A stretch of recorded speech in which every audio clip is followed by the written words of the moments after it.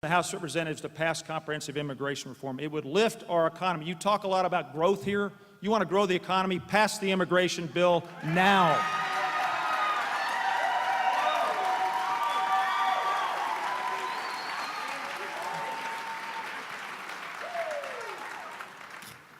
Again, the House of Representatives has passed 5 bills out of the Judiciary Committee addressing the issue of immigration. And I will continue to fight for immigration reform because I believe it's the right thing to do for this country. And I recognize when Senator Udall says that talk is not leadership, what he has also been talking about, and that's things like energy independence, things like growing our economy. The fact is, when the Senator talks about energy independence, he's voted against things like the Keystone XL pipeline, which not only would create jobs for people who come to this country from around the world looking for work, but it would create good-paying jobs far beyond the minimum wage jobs that you were talking about. We have an opportunity to address immigration reform, to make sure we're growing our economy, but do it in a way that I believe lasts for not just 5, 10 years, 20 years, but for decades to come. Congressman, I'm looking forward to talking about energy because you're wrong on that as well. We're talking about immigration reform here. When you talk about how you're going to fight for immigration reform, does that mean the votes you cast to deport dreamers?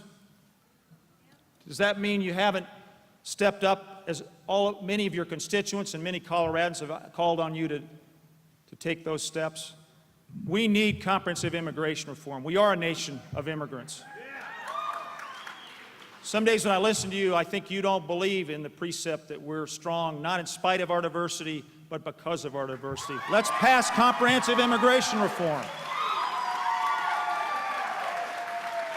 I believe we should, and Senator Udall, perhaps you would like to explain to Southern Colorado why you voted to make undocumented individuals felons. Congressman, this is 2014. Let's pass a comprehensive immigration bill. You're doing what you've done throughout this campaign, which is distract people from your record and the opportunities that are right now in front of us. I agree, your record is pretty distracting. Folks, you know, you get a sense of why the House of Representatives does nothing when you listen to Congressman Gardner.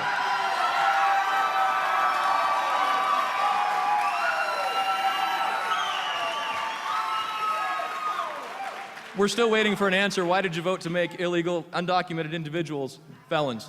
Congressman, I'm still waiting for an answer from you on why you have one position on personhood in Washington, D.C. and one in Colorado. Okay. I thought we were talking about immigration. I gave you your answer. Gentlemen, okay. We have time. I gave you an answer. Okay. You did? Gentlemen. What was the answer? Pass the bill. Take it up in the House of Representatives. Okay. Okay. We have time for one more question, and I can't wait. And yeah, nor can I. And we'll have time for one rebuttal, and then we'll need to wrap up in order to make our time. So it's your turn, Mr. Udall. Do you have specific plans to pay down the national debt? I do. And again, as in this campaign, there are stark contrasts between Congressman Gardner and me. I've supported the Simpson-Bowles plan, which all of you ought to take a look at. It provides a pathway to extending the life of Social Security and Medicare to keep faith with our seniors. It has the right mix of domestic spending cuts, and it also generates revenue through tax code reform. We ought to take it up. Congressman Gardner has expressed no opinion on the Simpson-Bowles plan, which is a fiscally responsible way forward. He's been MIA on this, as he has been on many other opportunities that we have when it comes to moving the country forward. I'm the first Democrat to author a balanced budget amendment in 20 years. And Congressman, you talk about this administration. I can tell you that the balanced budget amendment is not a favorite policy prescription of this White House. I reformed the earmark system. I led the way, along with John McCain, to eliminate earmarks. And you've actually complimented me on the important work that we've done on earmarks. But I can tell you what I'm not going to do. I'm not going to balance the budget on the backs of Medicare and Social Security recipients, which is what you've voted to do on a number of occasions. I can tell you what I am going to do. I'm going to continue to push to raise the minimum wage and pass the Paycheck Fairness Act so women are paid the same, and make college more affordable, and make sure that companies here are rewarded when they keep jobs here, not when they ship them overseas. That's not what you've done. Your policies would take us backwards. Your policies aren't going to move this wonderful state of Colorado forward, I can tell you that. One of the national security advisors to this country has said one of our greatest national threats is our national debt. When Senator Udall was elected to Congress, our national debt was $5 trillion. It is now over $17 trillion. How do we get out of this mess? We grow our economy by getting government out of the way, letting America work, reforming our tax code, increasing trade opportunity, reducing regulations, growing energy opportunity. We make sure we repeal Obamacare and put in its place something that will actually work to lower the cost of health care and increase the quality of health care. We make sure that we stop increasing taxes and burdens on the backs of the American people. That's what 99% of the time with President Obama has done, increasing burdens on the American families, not making it easier. That's what happens when you put Washington first instead of Colorado. Now, Senator Udall has called himself a fiscal hawk. But we've gone from $5 trillion to $17 trillion in debt. He voted for the stimulus. He's voted for at least part of the bailouts. I think he pretty much plucked the fiscal hawk a long time ago. And when it comes to earmarks, I'm glad the senator followed my lead to ban earmarks, because over his time in the Senate, just a couple of years, he offered $400 million worth of earmark requests. Congressman, since you brought it up, what are you going to tell the 400,000 Coloradans who now have affordable quality health care when you repeal the Affordable Care Act? I'd like to answer What that. are you going to tell the women? I can answer that. If you want me to answer that, you asked state a of question. Colorado I'm who happy no to answer.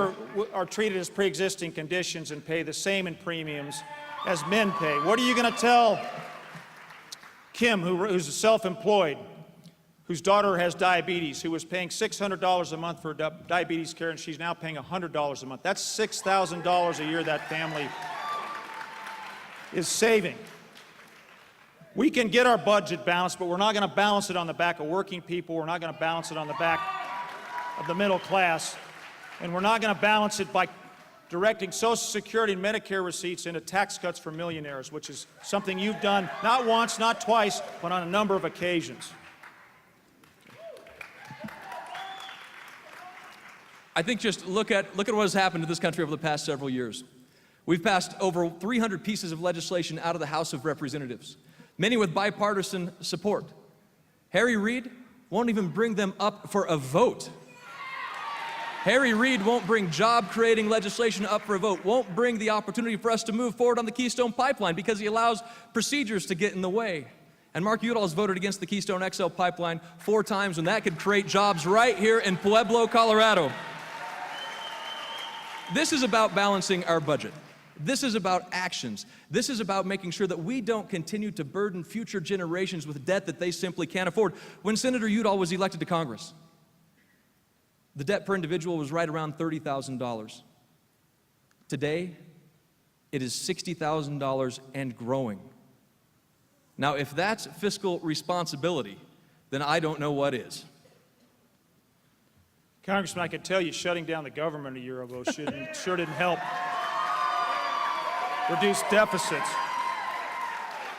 And I can tell you that voting to raise taxes on middle-class Americans like you did when you didn't support the fiscal cliff deal certainly didn't help grow our economy. So let's look at your record. You know, the words are great, but let's look at your record.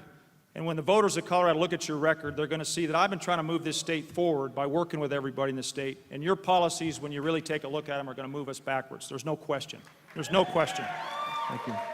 Yeah, and I think we should look at Senator Udall's record. You know, he supported a massive tax increase that was overwhelmingly defeated just a year ago. And I think one of the other things that's important, since we're here in Pueblo, Colorado, we haven't spent too much time talking about things like the Arkansas Valley Conduit, the Pinyon Canyon Maneuver Site, which I helped actually led the solution on. But all of those things are going to be part of how we grow our economy. And when it comes to balancing our budget, when it comes to easing future debt burdens and deficit burdens on this country, those are the kinds of solutions that we need to put in place.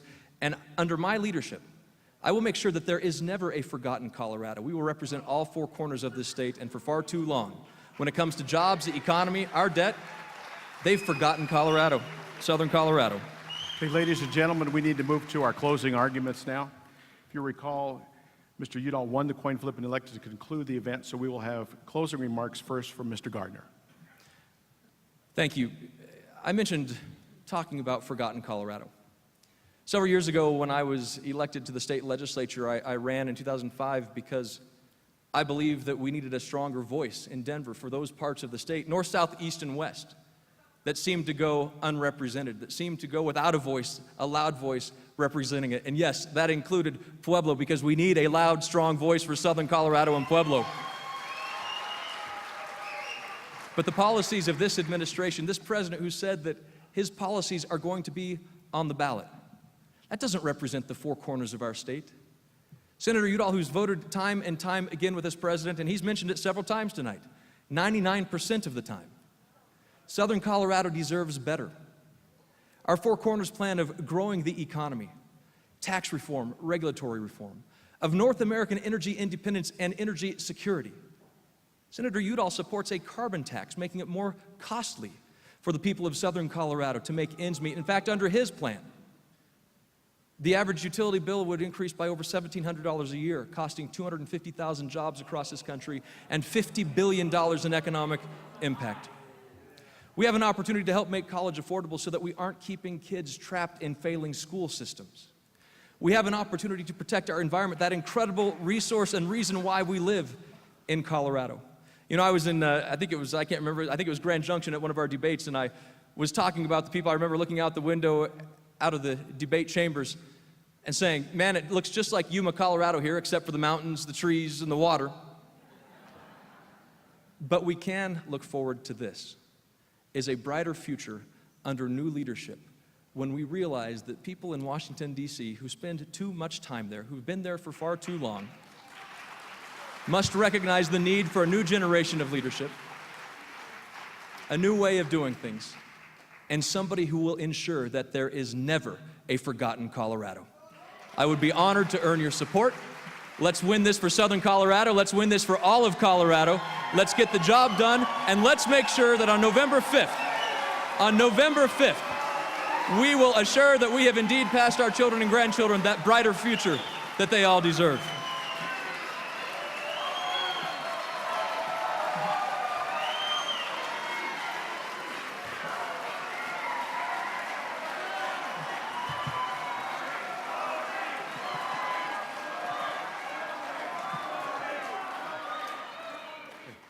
Mr. Udall.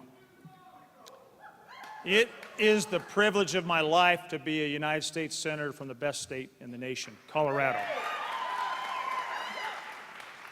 We have been faced over these last 6 years with challenges none of us envisioned. At one point, I said it's my job to protect our special way of life here in Colorado, come hell or high water.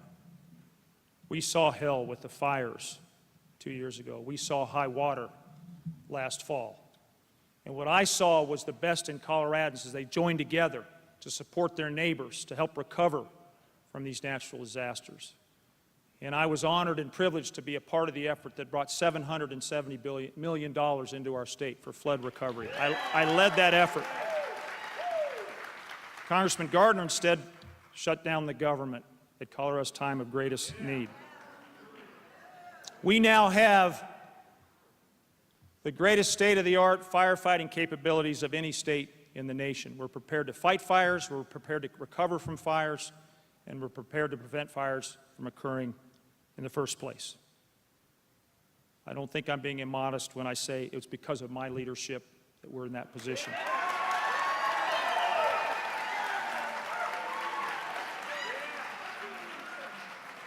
I mentioned the success story that's Vestas. Without